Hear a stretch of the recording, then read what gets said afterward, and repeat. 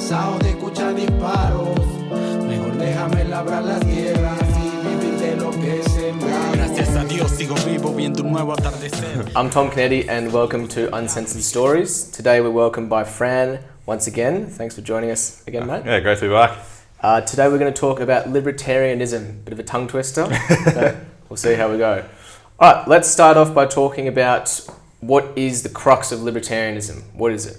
Right, so I think people probably will be a little bit more familiar with the opposite of Libertarianism, which is authoritarianism, which is like, so obviously fascist regimes would have been authoritarian, or the communist, like strict communist regimes would have been as well. The idea there being that there were rules for everything, and the behaviour of individuals is quite closely managed by the government. So libertarianism then is the opposite of that. Libertarians push for the relaxation of rules in every respect, and like the removal of government from the private lives of individuals and from the rights of individuals to manage their own lives and go about their business, without interference. So the reason I say authoritarianism is probably a little bit more familiar is because there's been political movements that have been prevalent, that have been based on that, whereas libertarianism, I feel, is more of a modern movement. It's more like there's no libertarian political party that's in power, and there's no predominantly libertarian movement that's taken power. But so yeah, essentially what libertarianism is that there are these political parties or political movements that push for the removal of interference. So that, like, what that looks like in practice is they look for things like lower taxes, less regulation on businesses, a lessening of the influence of central banks, legalization of drugs. They're in favour of gay marriage, trans rights. They basically want individuals to be able to operate as they see fit in all respects. Okay. So that's the basic idea behind it. So what are some examples of authoritarian governments, whether that's in the present or in the past? Well, I suppose the best example would have been the ones around World War II. So like you're looking at the Nazis. So they were authoritarian in that, they made it so that you if you were a Jew, there were certain things that were closed off to you, like you couldn't partake fully in society.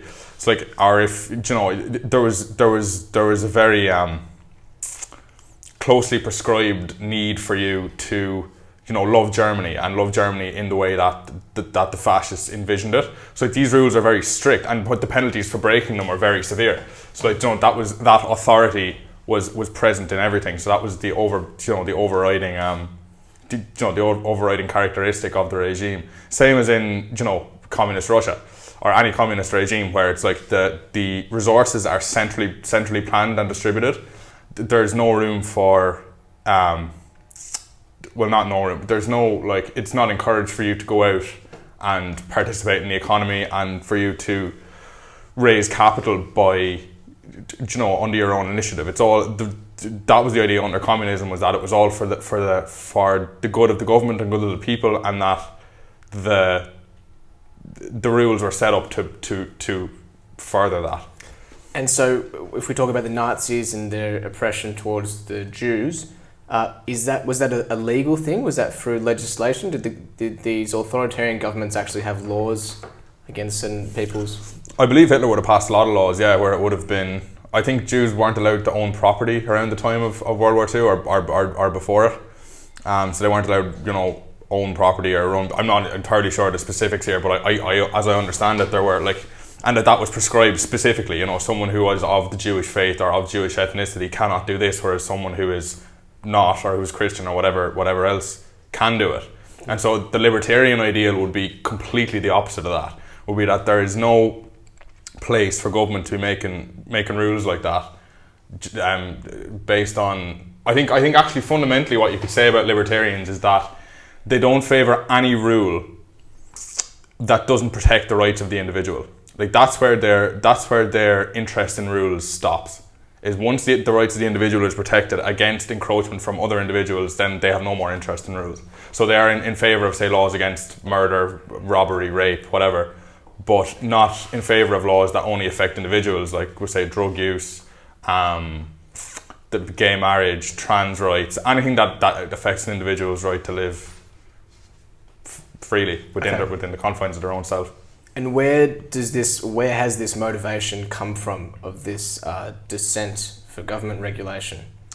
So I think where it's probably come from is an increased focus on individualism and this idea that it's up to the individual to make things better for themselves, and that if they can't do that, then that's kind of on them, and it's not up to the government to intervene and help them. And that's kind of become more prevalent in recent years, or in recent decades, in recent times, because traditionally human beings couldn't function by themselves. In historic societies, they were very interdependent by necessity. You needed someone who provided services for you, and of various natures. So in like hunter-gatherer societies, that it's very interdependent, and there's that focus on that. And then even moving forward, then like this focus on individualism didn't really become a thing, I believe, until relatively recently. And like you've seen it economically with neoliberalism, where neoliberal thinkers are all for the ability of the individual to go out in the market and to perform for themselves and to make more for themselves on the basis of their own performance. So I think what the libertarian would want, and what modern libertarians want, is the extreme of that. They want individuals to be able to make their own destiny in every regard, whether it's economic or social or whatever. And so, sorry, to get back to what was the original question? Like, why is this arisen? Where's the dissent for regulation come from? Yeah, I suppose... And that's what you've just said does suggest it. Yeah, I suppose it's just probably that there is the capacity for individualism now of that sort. Because is there the argument that even though that we are more individualized, I guess, we are very specified in our work now. We don't. We only do whether you're an accountant, if you're a carpenter, an electrician, whatever it is. Rather than back when we're hunter gatherers, we would do fucking everything, right? Essentially to survive. Yeah. Now that we live in more of a specified society, is it possible to have an unregulated society in terms of laws and legislation where you sort of just rely on the free market and you rely on your specific trade to get by? Well, I certainly think it's possible. I think the system has made it so that there are so many actors in the economy, and that they're providing such a diversity of goods and services that you don't have to be able to, as you were saying, under a like a hunter-gatherer would have had to. You don't have to be able to, cook really, or you don't have to be able to fix things or to be able to manufacture your own clothes, stuff like that. The market takes care of all of that. And so that has created the capacity for the sort of individualism that libertarianism requires. Right. And so it's possible now for someone to just, as you say, be entirely specialised as a tax accountant or something, and that they don't really have many skills outside of that, even practical skills like cook and clean and whatever it is, but they can still get very wealthy and then just outsource that essentially. Because they're maximising their specific skill. Yeah, that makes a lot of sense. Yeah. What about, just to play devil's advocate, the exploitation of big companies in this free market? Is that? I think it's obvious that is occurring. You mean perpetrated by big companies? Yeah. Exactly. Yeah. So I think that's probably one of the more pressing issues with the political idea of libertarianism, is that they kind of the political libertarians would say, we don't want market intervention, and we don't want market intervention that stops individuals from collaborating and from forming corporations and from benefiting from all the economic advantages that come with that. And so obviously the issue with that is that these corporations, as is happening now, I mean even without this kind of political situation, is that they're amassing huge amounts of power, and that this doesn't necessarily benefit the man on the ground. I mean, it doesn't. I mean, like if it doesn't make sense that you should allow these corporations, who aren't democratically elected, to amass all these resources and the power that comes with them, and to operate then without regulation or without any sort of oversight. That's what libertarians say they want. And there's a lot of issues that comes with that, and I don't think they probably benefited from never having had to actually execute it. That people haven't seen the damage that could fly there that could bring. Does that seem like a sort of contradiction the libertarian idea is that they don't want to be controlled by the state or like an almighty power on their rights. But now these companies like Google or Facebook have a larger GDP or whatever than actual some nations. So their power is becoming so big, and we're seeing that now with political censorship on Instagram and on even Twitter, etc. What would be the libertarian perspective on private companies on restricting their power? Will it be the same as restricting the state's power, or would it be unrestricted in a... That's a very interesting question, I think, because I think the way libertarians talk about it, they will always talk about it in the context of the government. And it's easier to talk about it in that context because it's elected democratically. Whereas corporations, if they were to amass that power, they're not beholden to citizens. They're not accountable to citizens. And so like if the libertarian were to have his way and to take government regulation out of corporations, then that power would to some extent vest in corporations, and it might not be as easy to get it back from them. Do you know what I mean? Like as long as unless you are willing to go back down the road of government regulation, then, which is, you know, antithetical to what the libertarians want, or so they say. But what I was kind of saying there in the last point, and like what I kind of think about this is, libertarians are people that like want these things to be in place. They're kind of benefiting from the fact that they've never had them in place, and so like it hasn't been allowed to play out. So do you mean a lawless society? Yeah, so it hasn't been allowed to play out, for better or for worse, and so like they can kind of say, oh well, we'd be much better off if we had deregulation of corporations, but we haven't been able to see that yet in practice, and so I don't think it will be as ideal a world as they think it will be, you know, if that were the case. Yeah, and just from my perspective, if you don't regulate these, like if we have a lawless society, how do you regulate the power of these corporations? And I guess a lot of it, you're right, like they're not accountable to us, like they're not legislating for us. But nowadays we're so dependent upon these like things like social media, Google, etc. Like if you just if Google was abolished, imagine how much suffering, so to say, there'd be in the world. But there are industries built up around it. I mean, we are dependent on Google in that way. Yeah, I mean, so it's I guess you could argue that then with the free market, another competition would come in and take its place. Okay, what is small government and big government? These are terms that you hear a lot about from libertarians. Yeah, well, big government is like this thing that they're against, really. Like the libertarians hate big government, and they don't like the idea that... So a big government would be, say, the American federal government, which is it's a small number of powerful people that oversee the activities and that have a say in the rules for 350 million people, something like that. Or like, you know, any big government, any place where power vests in a small amount of people, and it affects a large amount of people. I suppose that's the basic idea of big government. That's what the libertarians want to avoid. And so they want small government, which means what, less regulation, or no regulation, or... I suppose there's two ways of looking at it, in that there's probably one would be that there's less regulation, and the other would be that there might be regulation but on a closer scale, like as in that it comes from the leader is closer to the individual, rather than having someone like the American president who oversees 350 million, like someone like maybe the state governor who oversees the people in his state. So yeah, that's the two ways you could look at it. And this is something that we've spoken about personally, briefly. Like, do we need a president or one person to run a country when there's 380, give or take, million people in America, in China and India, a lot more? Is it appropriate to really have one person anymore? Or what are your thoughts on that? I suppose it goes back again to the idea of specialisation, in that if you amass all of these people under one banner like this, then there's suddenly you have the benefit of that power to go and fund things or to build things, you know, because you have all those people cooperating. So like say you have, like with the United States, the good example would be the military. You know, like, I mean, that's the people of the United States might not agree with everything the president does, and like, you know, they might not like the idea that they're governing from such a high place, but they have the benefit of the best military in the world protecting them. by virtue of the fact that they all come together under this banner.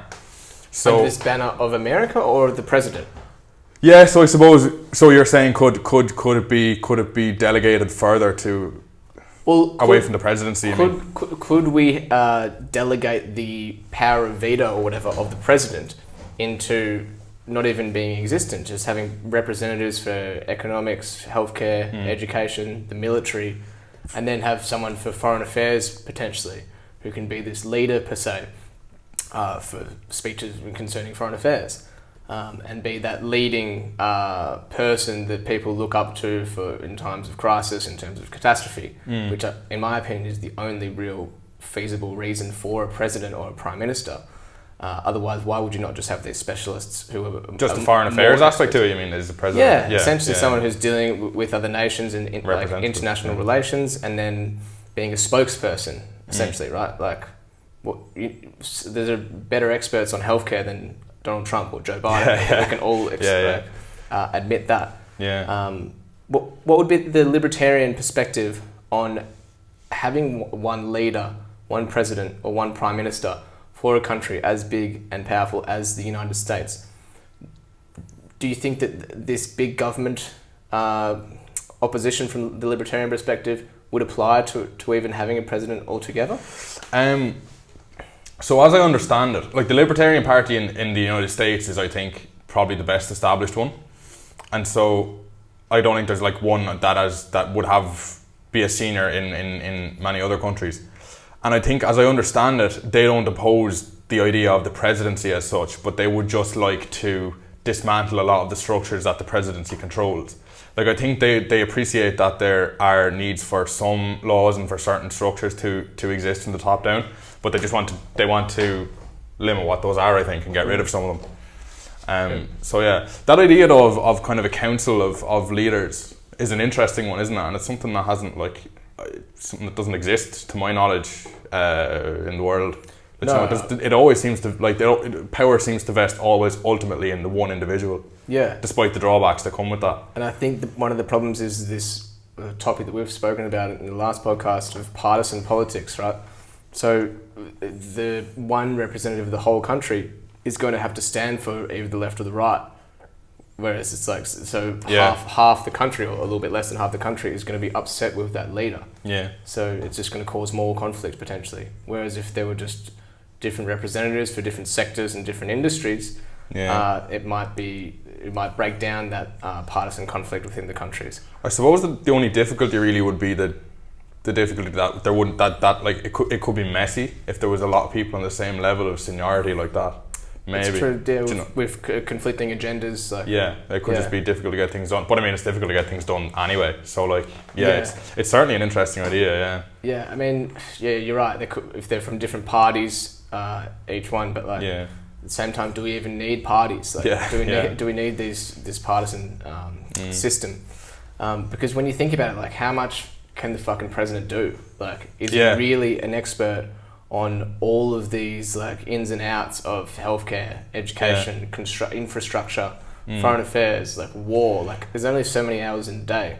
Edward Snowden actually spoke about this, and he was like, he's quite critical of what, say, Obama might have done as president, but he acknowledges that the job of president is just such a difficult one to execute because there's just so much to be dealt with in so many disparate fields, and you can't possibly be an expert in all of them. So what you're dealing with is these high-level advisors who are saying things to you, and they're looking for an answer within the short space of time. And so obviously, what you're going to do is be like, okay, you're going to let yourself be led to some extent, rather than go against the grain and make the wrong decision. 100%. But so that's what surely most of their decisions are being made from other advisors giving them information. That probably is what happens in practice. Should we just have someone that like drills down and does the job of what the president actually is doing, which might be in times of coronavirus, or if there's some sort of act of war or something like that, to show the leadership? Because for me, the only benefit of having one leader for a country is to provide assurance for the civilians that someone is leading them in a time of conflict, which is, I guess, just like a survivalistic impulse or need for everyone to have someone. A little bit outdated now as well, isn't it? Like, yeah, but like that's fair enough. You want a leader in your tribe or whatever, but like to give him or her the power over education, healthcare, everything, it's just like, it's not the fucking guys in Superman or Superwoman. Like, yeah, exactly. Do you know what I mean? Yeah, like yeah. it's kind of, we're kind of kidding ourselves if we actually think that they're an expert on 90% of the stuff that they have the power to decide on. But the discourse would nearly suggest then when they get something wrong that is what they are, because, you know, they're like, oh, like Trump didn't get this right, didn't get that right. Not even Trump, because I know he's an easy target kind of, but like leaders in general, when they get something wrong, it's like, how could they have done this? You know, like what sort of incompetent people are running the government or whatever. But like people don't appreciate how hard the job of leadership really is. And 100%, yeah. And when I say that, I'm not faulting presidents and prime ministers. I'm even acknowledging like it's impossible. Yeah, it's like it's an impossible task. Like maybe when you're in a tribe of 12 people, then like you can have one guy or girl who's sort of deciding what happens. But like when it's hundreds of millions or even a billion people, like it's probably not the best idea, but maybe it is. Okay, so how we're talking about big government and regulation on big companies, right? So would a libertarian just think that a company like Amazon or Google should not be regulated at all? They just have free reign, they can do whatever they want in the market. That essentially is what it looks like, they suggest, yeah. And I mean that please, yeah. And yeah, like I was reading the outline of the manifesto, I suppose, of the Libertarian Party in the United States there over the last couple of days, and essentially what it reads like is, we don't want rules at all. Wherever there are rules, kind of get rid of them. And so, like, you know, one of the most problematic places that this arises is with these big corporations. They don't, like, you know, there's no acknowledgement of the idea that could wreak serious damage. You know, it's just like, no, we want individuals to be able to cooperate as they see fit, and they should be able to form corporations and operate freely in the market. And they don't look at the devastation that this could cause. Well, I don't know, devastation might be the wrong word, but there are certainly risks at play there, and that they refuse to acknowledge. 100%. And for me, the first thing that would come to mind would be small businesses that would just be pushed out of existence. And it's happening anyway. Like that is. Yeah. What are some of those potential devastations you think from just letting large corporations or even monopolies go without restriction? Yeah, it's an interesting one. Like I suppose pushing small business out would definitely be one. And actually, the restrictions that you mentioned on freedom of speech is certainly an issue. Actually, with tech companies, we're seeing that now, that they do kind of have power to dictate what we see and what we hear and how people are allowed to express that. So yeah, that's obviously an issue. Can you give an example?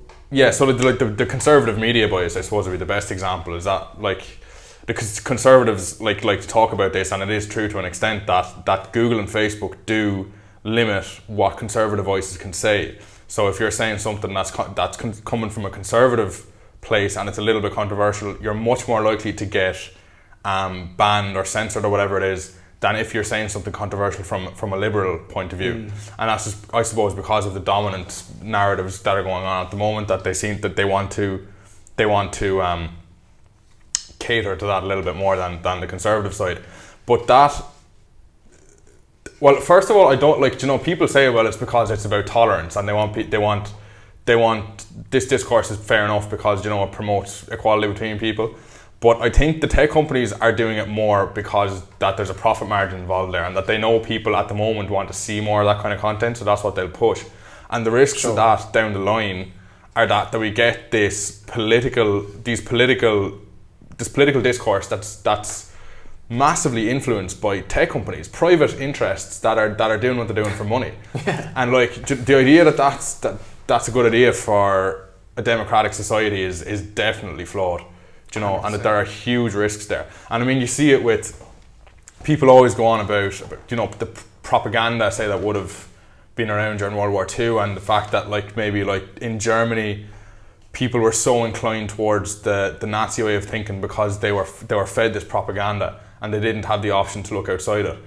But that's the risk that we're creating here. Do you know, if we were allowing these tech companies, these private interests to dictate what we see, then that's exactly what we're inviting in again. 100%. So yeah, and that what's the word? I can't remember the word, but like funnily enough, it's the libertarian idea would be to try and avoid something like that, whereas their policies might actually end up causing it. Yeah. By unregulating companies. Yeah.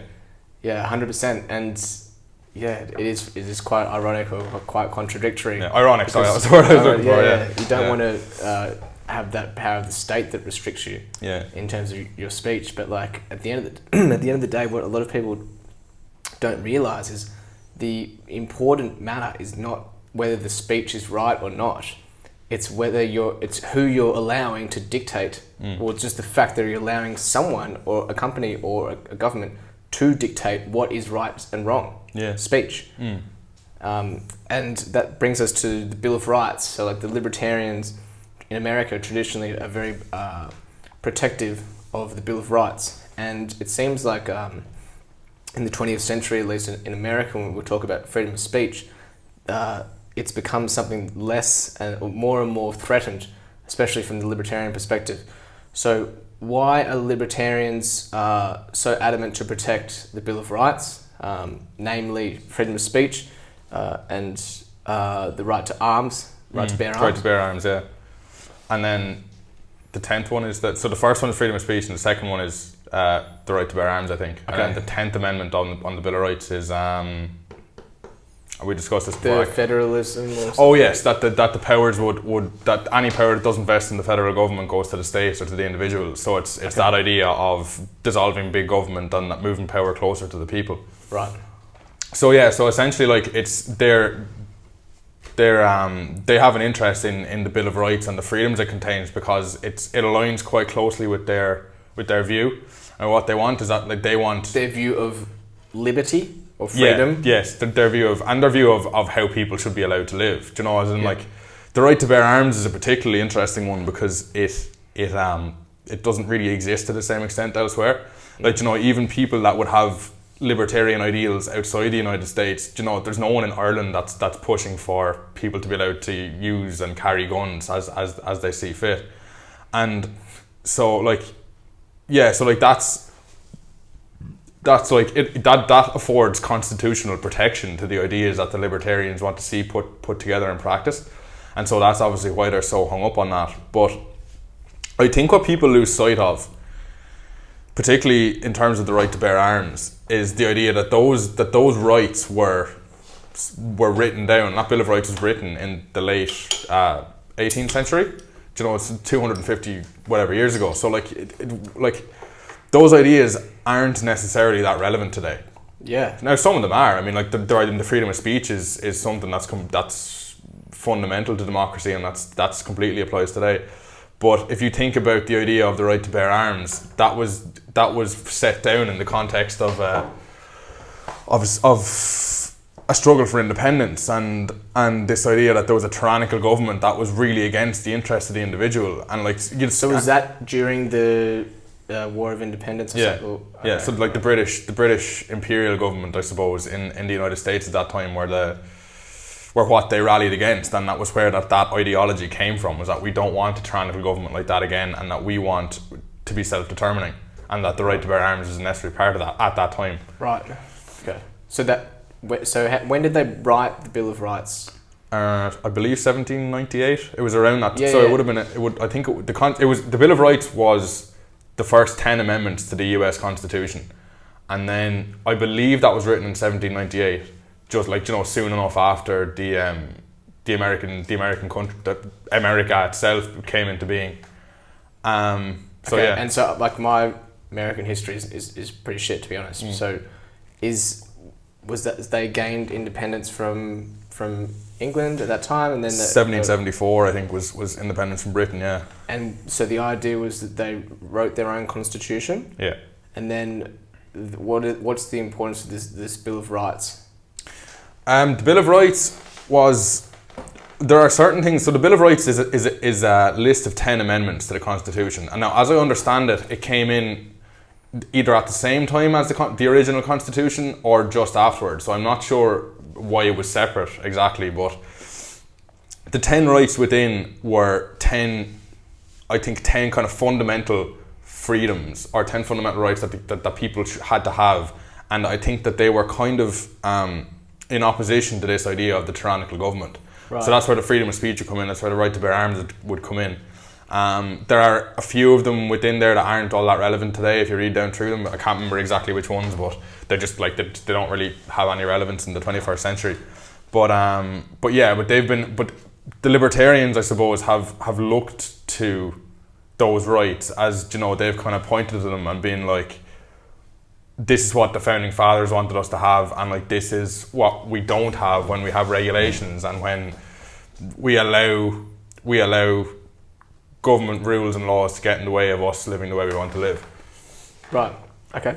And so, is it possible to change that Bill of Rights? Like, could any government come in and be like, all right, fuck freedom of speech? Do you know what I mean? Like, so yeah, you can make. Like, is there the majority, or like what is it? Like, what's the? You can change anything in the US Constitution, I believe, with a 66% majority in Congress.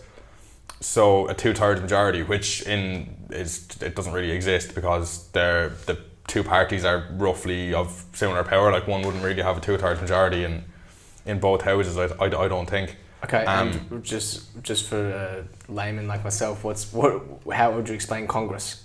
Oh, Congress is like the Senate and the House of Representatives. It's the two houses of government. So like, okay.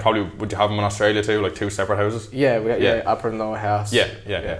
So it's just that idea. So the president will be the executive, and then those two houses of Congress are the legislature. So the one arm of government.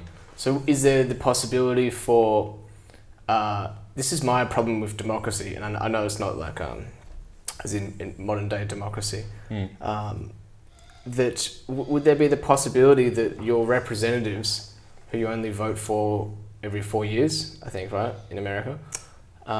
6, I think, for the Senate, and then 2 for the House of Representatives. Okay, so I'm way off. But they could decide that there is no freedom of speech anymore. Technically speaking, yeah, they could decide that. There'd be no referendum process or something where the public is actually involved. No, I don't believe in America that there's a need for the public to be involved. No, even for the Bill of Rights or the Constitution. As I understand it, I could be wrong about this, but as I understand it, that's what the process is for constitutional amendment. Yeah, is that they just need that 2/3 majority. Right. Okay. Let's talk about the lower class, the proletariat, and then libertarianism. How is the lowest class? Let's say tomorrow a libertarian government comes into power on a federal level. How would the lowest class, in your opinion, be affected in a positive or negative way? What are your thoughts? That's a good one. Yeah. So I suppose individual freedoms would start to expand. So I think what a libertarian government would do probably, this is like the most well publicized item of their policy is drug legalization. So they would probably act quite quickly to legalize drugs and to take that power kind of away from the criminal elements and to distribute it as you would distribute other goods. Let's talk about that. Okay. Let's start with that. Yeah. Like, I personally think that drug legalization needs to happen. I think that if we look in America at the demand that is for example, cocaine, methamphetamine, even sort of like homemade or cartel-made fentanyl and other fake prescription drugs, the demand that comes from America and the Western world into Central America and South America, namely obviously to the cartel, there's thousands and thousands of murders that are fueled by the cartel, fueled by this demand, and billions of dollars untaxed that are going towards these murderers and these criminals. Drugs have been illegal since I don't know how long, but like the war on drugs seems to not be working. Yeah. The usage is not going down. It seems obvious. For me, if you legalise drugs, you would at least be able to regulate it. So it'd be, first of all, some quality control. There would apparently be less overdoses, because how much fucking safety or health and safety concerns is a cartel going to care about for their users? And not to mention the drug dealers that are lower and lower that are cutting it each time they get it, which we're seeing especially with fentanyl and fake Xanax and stuff like that. And who knows about heroin? Probably the same. So at least you could regulate it from a quality check if it was through a company. The second thing is the taxation, right? First of all, you're not profiting criminals and assassins and murderers and rapists, which the cartel obviously are. We see that all the time, especially probably the worst is now in Mexico, El Salvador, Honduras, close behind. So the taxation thing, you look at Colorado, for example, that since they legalized cannabis, I'm going to get the number wrong, but it's hundreds of millions of dollars in state revenue per year just from cannabis, if not billions. It is, I believe, billions. I think there you go. So that money can be utilized for infrastructure, for healthcare, for hospitals, for education. Billions of dollars is a lot of fucking money for a state. Right? And policing, you don't have to pay the police for all the crime that to police drug-related crime in terms of selling, not in terms of actions caused by drugs, which is another thing that we would have to deal with. But it's happening regardless with them being legal anyway, right? So that's just my 2 cents. What are your thoughts on, or what is the libertarian perspective on drug legalization in general? Yeah, so the libertarian perspective on drug legalization, as it would be, I think, about most things, is that just the government should just get out of our way as individuals, and we should just be allowed to do what we want. Now, in terms of how that would look in terms of distribution and control and regulation, I'm not sure. So if a libertarian government were to get into power in the morning, as you said, would they just would they just allow for the wholesale of drugs to, supermarkets or whatever? I don't know. And I don't think that's something that I'm not sure there's a huge amount of literature on it, but so the libertarian idea about it would be that individuals can access drugs as they could access anything else, and that would be based on their own personal consent to it. And as you were saying, there's a huge amount of value in that idea, from a policy perspective. That it's funny that there hasn't really been massive exploration of this by governments or by Portugal leaders. is Portugal is one example, where it's been hugely successful in Portugal. I think in 2001. But even that was only decriminalisation, I think. I think it's just the rule there now,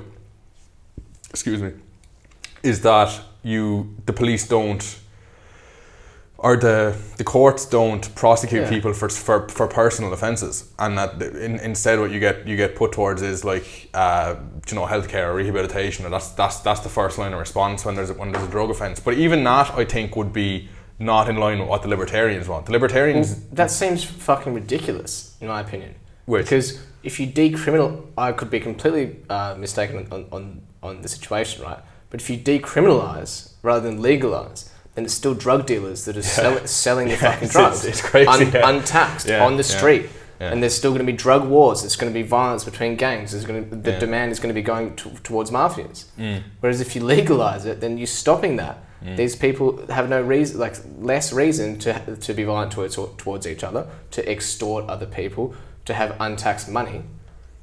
Yeah, no, it's. I don't see why, if you're going to allow people to take the drugs to consume them, then you're still going to have give the benefit to criminals. It's a hugely obvious objection, and it's one that I don't think comes into it much in terms of a lot of governments talk about decriminalisation as being the first step, but what you're doing then is you're saying we won't prosecute you for having it, but we're just kind of going to acknowledge the fact that you got it through this process, which is, as you say, it's awash with horrible murders and exploitation of communities in South and Central America, things like that. it's a really dirty business from the top down, and if you're decriminalising it, you're only kind of cleaning up the bottom rung of it. Do you know, you're leaving the rest of it untouched. And I think what it is it's an attempt by government to maybe make that move, but make it in a way that's palatable to conservative elements that wouldn't like to see, you know, a wide-scale reimagination of the drug policy, which you can understand, but which I think is really flawed, because like it's as you say, is the problems are coming from the manufacturing and the distribution. You know, you have these cartels in Mexico and Central America, wherever else, that are making these astronomical sums of money, and they're doing it with no tax, and they're doing it by exploiting these local communities. They're more powerful than governments in a lot of the areas that they're in. Definitely, especially Mexico. Yeah, and like and in Colombia back in the day as well, of you know, the cartels there. I think it's cleaned up a bit there now. I'm not entirely sure. I must say that like there is a massive misconception that Colombia is still cartel, like extremely dangerous compared to the most dangerous in South and Central America.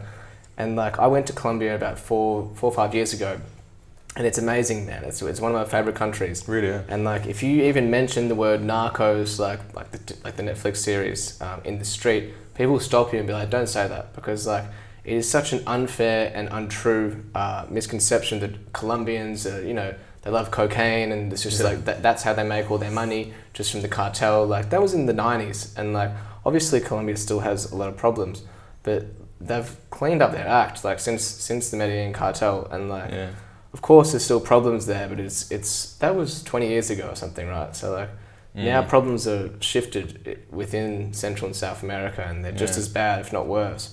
But that's it, is that like the facility for that still exists, because the law hasn't changed. Like Colombia maybe is, I'm not sure exactly how they came to terms with it, but like they didn't legalise drugs. Do you know what I mean? It's an act that could hypothetically happen again. Do you know what I mean? Yeah, for like, sure. Because it seems to me that really that is the only answer when there is an economic demand of the magnitude of the demand that there is for cocaine and for cannabis and for things like that. You can't get rid of that. 100%. When there's that much money involved in it, you cannot stamp it out. And we've seen that. Like you've seen it from the war on drugs over the last 50 years or 60, whatever it is. It hasn't worked. Like clearly it hasn't worked. And no matter how much resources you funnel into it, and no matter how strict you get with drug offenders, it like even in the Philippines now you see a situation where drug dealers are getting executed and things like that. And like there still seems to be drug dealers. Like I mean, it just like whatever it is, it just doesn't seem to be something that you can stamp out with the long arm of the law. And from a consumption perspective, you're more well versed in economics than I am. I'm just an idiot, but like I think that with supply and demand, it doesn't, in terms of an economic perspective, it doesn't apply the conventional laws to an addictive substance. Yeah. So like things like tobacco, for example, like you can raise the tax on it. Now in Australia, it's about $45, give or take Australian dollars, to buy a pack of 20 cigarettes. And the consumption level has stayed the same, give or take, since the 90s. Yeah. Like, I mean, people just use their money. So like, it's the same with legalized, like making drugs illegal or making, alcohol more expensive. Like, it seems like we've seen in the last 100 years or whatever, or like 80 years, that drug consumption is going to happen regardless whether, and I'm definitely not saying that's a good thing. I'm actually against that, the consumption of drugs. But we've seen in the last 80 years or whatnot that the consumption doesn't go down regardless of legislative measures. Like, I think that acid, like LSD in America, there's still legislation in place from the 60s when it was such a bad problem that it's a similar conviction to manslaughter if you get caught with LSD. Really, I'm not sure if that's like selling it or whatever, but like, seems like a lot of people still take acid in America. Do you know what I mean? Yeah. No, but that's it, and that's like those. Sorry, that's all right. It seems like those policies, a lot of them are a hand-me-down from these times when the understanding of these compounds wasn't as comprehensive as it is today. So like, I mean, there's been a lot of research done into these drugs, and it's now obvious that some of them are a lot worse than others. So like on one end you would have heroin or fentanyl, which is like really awful, and there's not much therapeutic benefit to it, and it will cause massive harm on an individual level, and it will cause societal breakdown, so it's bad news. And on the other end of the spectrum, you have cannabis, which doesn't appear to be as bad as people thought it was, doesn't cause societal breakdown, and may actually have therapeutic benefits. Like, it has health benefits for people with epilepsy, cures, you know, it can cure a range of stuff like insomnia, appetite problems, what have you. But still, marijuana is a Schedule 1 substance as far as the US federal government is concerned, which means it's on the same level as heroin. Now, I know for the states it's a little bit different. A lot of states, as you were saying, Colorado has it legalized along, I think there's 9 or 10 now that have it legal for recreational use, and then there's another probably 25 or 30 that have it legal for medical use. So that's starting to change, and that's like, you know, it's probably positive, because as you say, like, just it doesn't make sense to leave the decision making for a market like that in the hands of criminal gangs. I mean, it's just it's crazy. Like, it's causing so much damage, and as you were saying about the tax revenue then in Colorado, on the other side, that can do so much good when you do put that tax money into the hands of. I think Colorado, the first year they legalized weed, had to actually refund money to taxpayers because they had too much money on the books. Like, I mean, it was just like. And they can put the money to drug education. That's what I think. That's what actually they did. Yeah, they do. There is a program. Stuff. Yeah. And for anyone interested or that doesn't really understand the cartel situation in Central South America, I recommend a documentary called Cartel Land. Have you seen it? No. Cartel Land? No. It's a really good insight into the cartel violence in Mexico at the moment. It was shot like, I don't know, 5 or so years ago, but it really shows you how drastic things are. Rape, murder, just babies being killed. Like, it's really something unfathomable from someone that grows up in a Western country. And it's something we could take the power out of that by changing the rules on our side. Do you know what I mean? We could exactly. You know. Yeah. Yeah. They're not fucking doing, like, the demand isn't coming from in their own country. Yeah. No. Yeah. It's all export. Yeah. Okay. So, how much does this libertarian perspective on the legalization of drugs or big business or whatever, how much is that concerned about your having regulation on what you can do that only affects yourself compared to what you do that affects others? What is the libertarian perspective on what there should be laws for or regulations for? So, like, the libertarian perspective is that rules from the government are only justified up to the point where they preserve individual rights. So a libertarian will only say there should be rules to stop individuals from affecting the freedoms and rights of other individuals. So what they'll say is, we think there should be a law against murder, there should be a law against robbery, against sexual offences, whatever it is, something that impacts the ability of another individual to peacefully enjoy his life. So what doesn't get included in that is drug use, families, like so like gay marriages and non-traditional family units. Education, healthcare is another one where they feel like that's not really a law, I suppose. It's more so like a policy thing, but like they just feel like that should all be left to the private individual rather than publicly funded. And so taxes, I suppose, actually would be the gist of that, is that the individual shouldn't have to pay taxes in order to fund the education and healthcare of other individuals to whom they have no relation.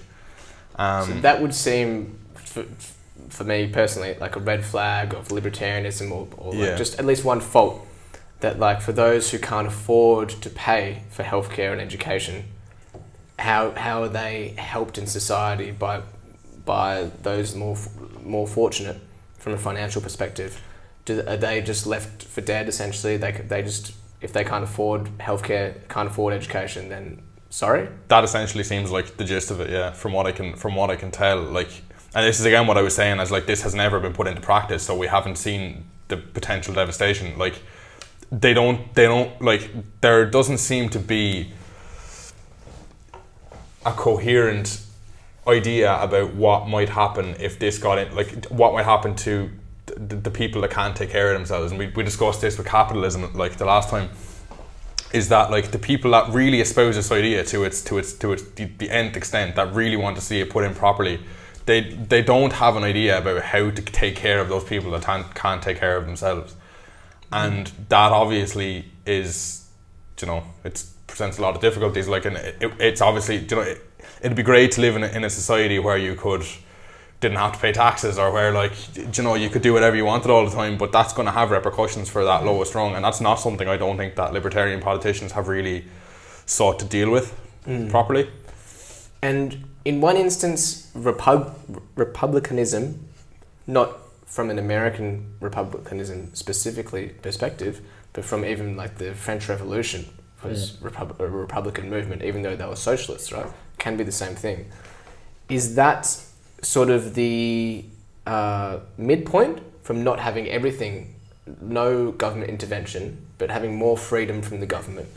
Because it seems to me that the Republican traditional perspective is to fight for more freedoms against the government, right?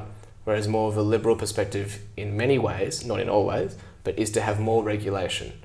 So would the Republicans be a midpoint between those two in terms of, not in terms of policy, but in terms of the authority of the state? Yeah, probably, and I would say probably in terms of policy too. Like within the Republican Party, there are people, there are figures that would espouse these libertarian ideals that kind of are against government, even though they are government operatives. That they kind of want, their policies would be, no, I want to take away the influence of the government from the life of the individual, and that's the platform I'm standing on being here. And so yeah, like there are a lot of those within the American Republican Party. There are certainly those that there is people with that tendency, and who that would be their idea. But again, and the reason they probably stand with the Republican Party rather than the Libertarians is because they do have that moderation back the other way, where they're saying, yeah, like I don't want government intervention, but I appreciate that it's necessary, and I appreciate that it's necessary to a greater extent than the people who are really going for this hardline libertarian ideal. Yeah. Because it doesn't really seem practical. Like, you know, the libertarian politicians, what they're suggesting, it's like it does sound a little bit. But are they legitimately, like the Libertarian Party in America, for example, are they literally saying like, no? That's what it is. If you look up their website, if you read down through it, it's like it's not nuanced. It's it lacks nuance. It does.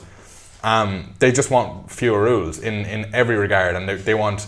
I mean, they're suggesting things like the abolition of income tax and the IRS in America, for example. So they're saying, like, you know, they want as little taxation as possible, which obviously to the individual sounds kind of great. It's like, oh, like less tax, but that in practice, that's a hugely fundamental change. I mean, you know, to abolish the IRS, and like it's how so much gets funded, and like income tax is how much money is how so much money comes in, and so yeah, they're like to suggest getting rid of that. It's like you kind of want to have a good alternative in mind if you're going to do that. And like, you know, just from that perspective, like if you can imagine, if you're a fucking billionaire, right? You're paying, let's say, 500 million in tax, and then someone who earns under the tax threshold and pays nothing, then if you stop that 500 million from the billionaire, then the person that earns 20 grand a year is going to have to start paying a lot more. Yeah. Do you know what I mean? In terms of, yeah, but like, in terms of how like the taxation system works, somewhat, right? Yeah, and in terms of like, especially in the States where like education and healthcare are so expensive already, and if you get rid of the provisions that there are there, like I'm not sure how much. I'm not sure is there any publicly funded healthcare in America, but like, you know, if you get rid of those supports, I mean, suddenly the poverty line goes up hugely. Do you know, because like there's none of that there, and like. Yeah, so I mean that's going to create a huge amount of problems as well, even for the richer people, because you don't want to live in a place where, you know, 10% of your population are homeless, or where, like, you know, like middle class people suddenly can't afford to send their kids to school or to like treat basic illnesses. I mean, that's just. But again, it's something that I just don't think they've thought through to a huge extent. And I think, to be fair, like, you know, there are probably reasonable candidates maybe within the party that just want a general relaxation of regulation and that want fewer rules and less intervention, and that would probably be willing to play ball if they got into government. Do you know, that would be, you know, like, that would be moderated by the other elements in government, and that might, you know, contribute productively to the discussion in that way. But yeah. So like, yeah, I to be honest, I don't want to come across as though I'm dismissing the idea of libertarianism, because I think it's really valid and it has a lot of value in a lot of different respects. But I just think that, like, and like a lot of political movements, and like say, like, you know, hardcore capitalists that we discussed the last time I was on, they go to the last degree with what they want, and that they don't necessarily consider the other side to it. But if you got them into a productive government, they could really make, you know, real change, and they could make good things happen. So yeah, so I don't want to seem like I'm dismissing the idea out of hand, because, like, you know, I think it's a good philosophy to have, because government is flawed in many ways. 100%. And it's not an effective means of getting a lot of things done, and it causes a lot of. And actually, that's another thing that libertarians focus on is like administration. Like, you know,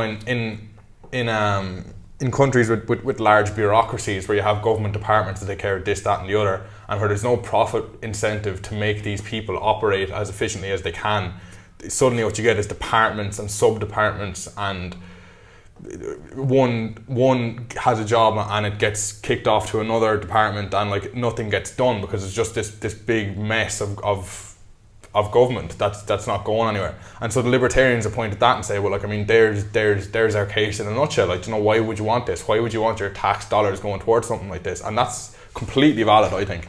And if you could find a way, if you could find a government skeptic to get into government like that and try and clean up a bit of that, I think that'd do a huge amount of good. 100%. Libertarianism is now traditionally looked at as a right-winged perspective, at least on a manifest level. But in reality, socialist libertarianism is also a massive movement now, which is also known as anarchism. So what are the differences between libertarianism from a capitalist perspective, or the right-wing perspective, to socialist libertarianism, which anarchism stands for? So like the right-wing libertarianism, I think that you are referring to, would be kind of neoliberal capitalism, essentially, which is like... Not necessarily, because a neoliberal capitalist still believes in some sort of laws and legislation, right? Yeah, but just not as it relates to business and like tax and business regulations. Yes, sorry, yeah. But yeah, so like that would be... I think that's where the association would come from with right-wingers and libertarianism, is that like they feel that they should be allowed to operate in markets as they see fit, and they should be allowed to keep as much of that money as possible.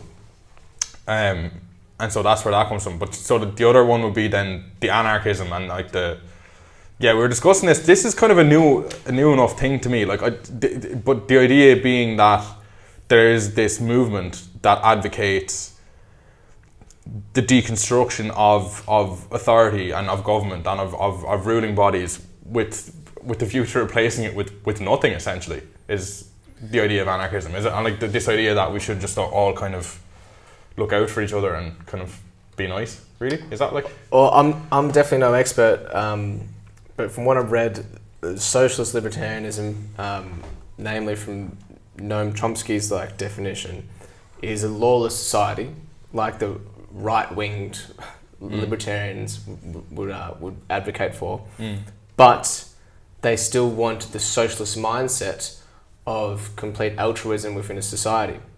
But at the same time, they acknowledge, and Chomsky in particular, acknowledges that there's these evil people, he designates as the capitalists, so the people that exploit other people for wealth. And he says how important it is to regulate these people, and via legislation, as well as his promotion for the welfare state. So he thinks education should be free. He thinks that healthcare should be free. So that seemed for me like some sort of contradiction from the anarchist perspective, that they want no government, right? No power from the state over the people. Yet they acknowledge that there's these people who they say are evil, which in some ways they're correct. In maybe not to that extent, but in some ways they have a point, right? So is it possible to have this, like, is it feasible to have this anarchist society after their revolution, right? There has to be a violent, not necessarily violent, but it always ends up being revolution where they overthrow the government and then there's no government. Yeah. Is it possible then to have this lawless society with no laws, no regulations? Are people going to be nice to each other? Are people going to buy shit for other people? I certainly don't think so. No, I mean, like it doesn't seem there's any good evidence for that. Like, you know, it's like it, and we were actually, I think we discussed this last day as well about this idea that like you can you can have altruistic behavior. You can see that as a trend within a small enough society, but once you expand that to the level of a country or of the world, like you can't get someone to operate for the benefit of someone else that's that far removed from them. So no, I think it's complete. And I kind of know what you mean now in terms of like, you know, you'd hear a lot of this kind of discourse of like, oh, we should, you know, dismantle the patriarchy or like, you know, big government or this or that, and like there's no real viable alternative proposed. And like, yeah, so that's what's missing from a lot of that kind of discourse, I think, is like this you know, what would you have in if that wasn't there? And it places so much faith in the capacity of the human individual to be good to the other human individual, which I don't think there's that much of a reasonable basis for that. Exactly. Do you know what I mean? Because humans will fuck each other over, like, you know, they'll do it. They'll do it at every turn if you give them the opportunity, do you know? And when you have a big enough society, right? Let's say we have this anarchaic like society of lawless society. Or a libertarian, like right-wing libertarian, because they're both libertarian. One's a socialist libertarian or one's a capitalist libertarian, whatever. Yeah. But like, say we're in that lawless society with 6 billion people, say one cunt fucking murders someone, what are we going to do? Yeah. Just to say, okay, there's no laws, fair enough. You've just murdered someone, yeah. You just murdered someone. Yeah, so we're just going to let you off, like. So is that not going to incite other people to murder other people? That's it. Then you're going to get this devolution into anarchy. Then, like, you know, because So yeah, that's and like so it's I suppose like I think it would probably be a mistake to even take something like that too seriously. Do you know, because it's legit. It's a legitimate. I know, and like, that's movement. I know, huge movement. Yeah, it's nuts. But like I think this is probably fed into as well by like the Twitter sphere again. That where you have this like these loud voices on both sides that advocate these extreme ideas, and that there's a certain capital in that like the more extreme you are, the more people will be like, the more people will kind of resonate with you, and that you'll get more likes and retweets and whatever it is, but once you pick apart these ideas, they don't stand up to very much scrutiny at all. And like it's like even as you were saying there, like in the first murder, what happens then if there's no laws, if there's no government? I mean, it's. I mean, that seems like a stupid example or an obvious example, right? But people that I've spoken to who are prevalent anarchists, like self-proclaimed anarchists, are very intelligent people. So it's a strange time, I guess, that we're living in, where there's these. It's not like they're just idiots that are on Instagram that see a certain social movement that they want to promote. It's people that are very well educated that are saying we're anarchists. Yeah. But it's like, how does that work in terms of justice, in terms of you know, healthcare, in terms of education, in terms of the state of nature of humanity being somewhat selfish? And like for me, it's like if in general we're altruistic, okay, I actually believe that. I think in general we are altruistic as a race. Like there's less. Can't rely on it though. I mean, like to that extent, like. You know. No, yes, you're right. You can't rely on it, but also even if there's let's say 7 billion people now, like give or take, even if there's just like 100 people in that 7 billion that want to just start shooting people in the street, that's enough. For it to be like not work. Yeah, like, absolutely. You can't legitimately be like taken seriously if you're trying to convince me that 7 billion people are going to be altruistic their entire lives. Yeah, and the real number is much higher than that too. It's much higher than 100 or 7 billion. Like, you know, course, and it's like, you know, you said that of Chomsky's idea, that was the central tenet of it, was that like we should promote altruism. It's like you can't possibly have that much faith in the general good of humanity. It's just it's insane. I mean, but I think what you have to think about when you're looking at these individuals that say these things, and as you were saying that they're these like intelligent, well-read individuals, and they still have these extreme ideas, is that comes from a place of probably disenfranchisement with the establishment, which is fair enough, because there are so many people who are not treated well by the ruling order as it currently exists. But yeah, so I suppose, you know, like the idea had the way of getting those people back into the conversation has to be a softening maybe of both sides, and like 100%. But they themselves have to appreciate that you can't just dismantle everything. You know, you can't just tear down the building and just like hope that something else springs up in its place, because it's like. But Chomsky even acknowledges that like there isn't really an alternate better suggestion. He says, I'm going to misquote it, but like you can't have the maturity for freedom before having being free, before having freedom. Okay, yeah. So you can't be mature enough.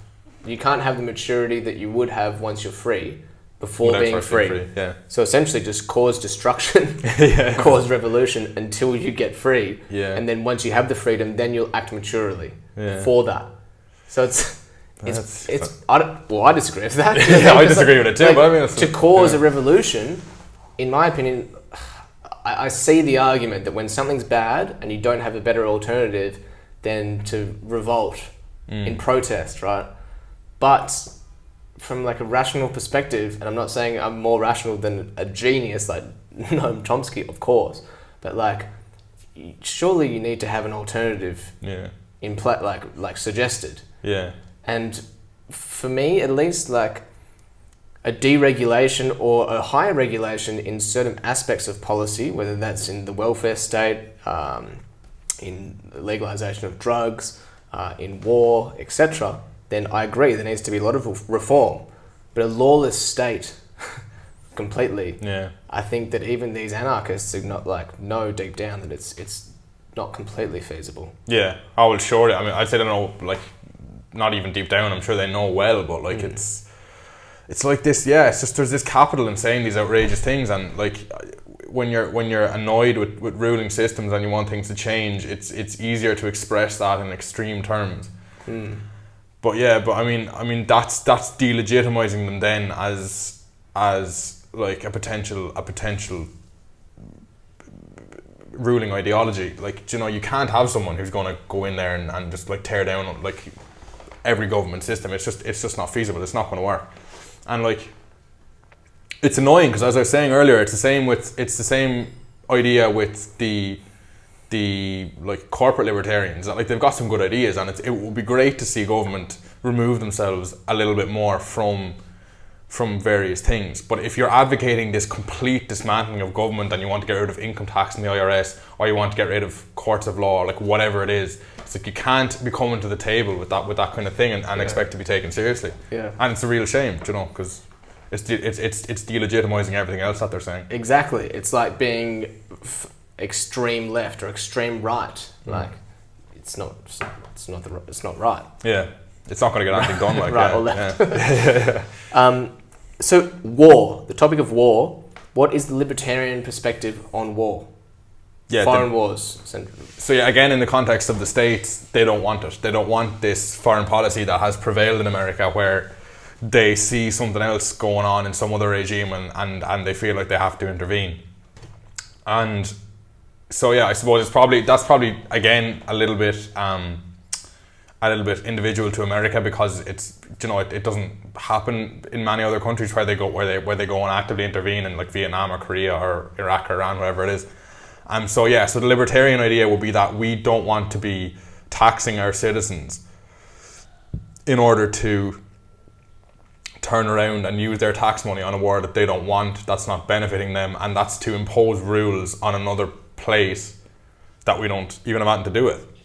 So they're essentially they're strongly anti-war, which is probably one of the better things about them, I would say. Okay. And crime and justice. What if there's no income tax, right? Is the police private? And is the firefighters private? And in that case, would you pay, like, you have to call the cops, it's like, okay, that's going to be $200. It's like, oh, do I risk it? Yeah, I think try and make a run for it. I think they actually might make mention of that on the website. I think they do say that, like, that should be publicly funded at least. I'm actually not 100% sure. So there are some minimum. Yeah, there are some. Like, I think they said income tax specifically. I'm sure, like, the there obviously will be some public funds that will be able to be allocated to this, I that, guess or you whatever. could still have corporate taxes. Somewhat.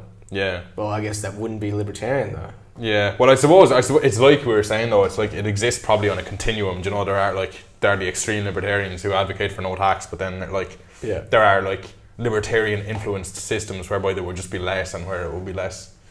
Do you know? Finally, mate, so nationalism and the nation state and libertarianism, how do they correlate? Are libertarians more nationalistic or the opposite? Or what? As I understand it, I think they're not that caught up with the idea of the nation state, and I think in America they don't necessarily oppose immigration. Okay. I'm not sure exactly to what extent that comes across in their policy. I don't know how much, to what extent they would oppose it or be in favour of it. But I think, as I understand it, they're not obsessed with this idea of patriotism in the way that some elements of politics are. It's not a guiding factor for them. Okay. All right, mate. Well, thanks so much, mate. Thanks for having me back. Coming on. I can't Look wait forward to to do it the again. next one. Yeah, perfect. Make sure to follow the Rocky Road Post on Twitter, Instagram, and YouTube. Thanks, mate. Brilliant. Thanks very much.